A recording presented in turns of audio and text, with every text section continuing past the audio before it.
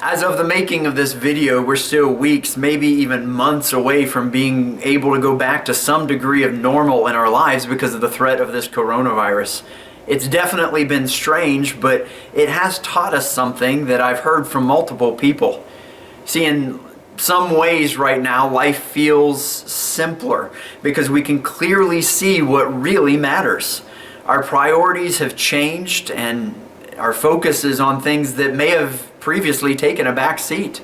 All of the greed and all of the need for material gain just kind of seems silly right now in light of what we're facing. This is a principle that the Bible tries to teach us in multiple places, that life is better when we focus on what actually matters.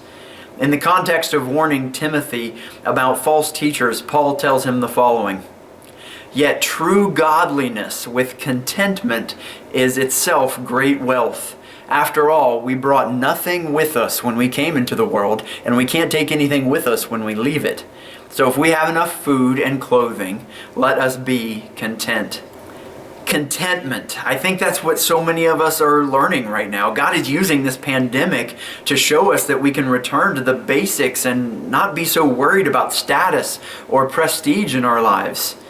It feels like right now we're defined more by what we don't need instead of what we do have. That's kind of a picture of contentment. But now the question is, will this be a lasting lesson? When everything goes back to normal, assuming it ever does, will your focus still be on what really matters?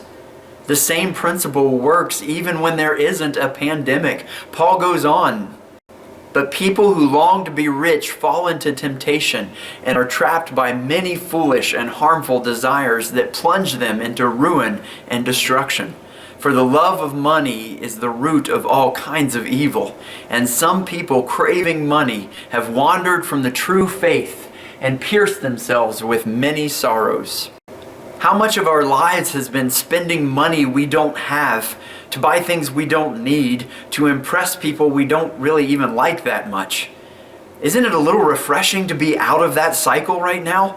Because all of that is just pride. Wealth is a completely relative measurement. You really want to feel rich?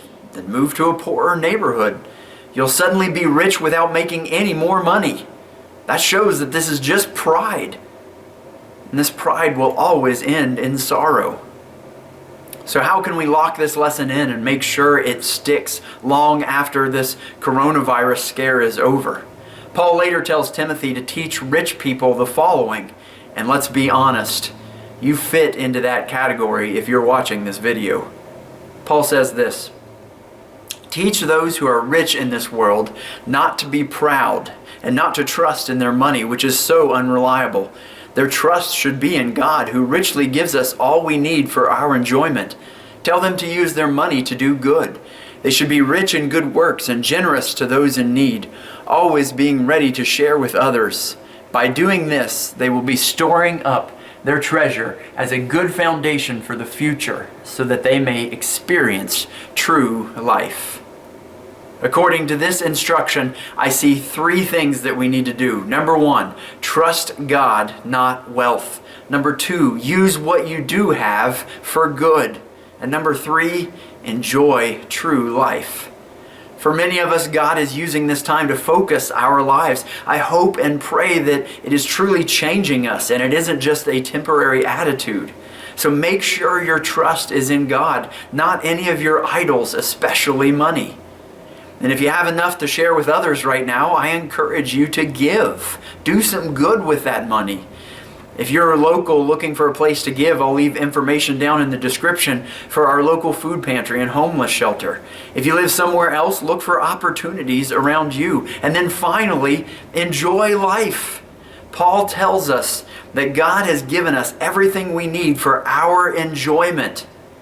Maybe now, when our lives are turned upside down, we're finally beginning to understand what that really means.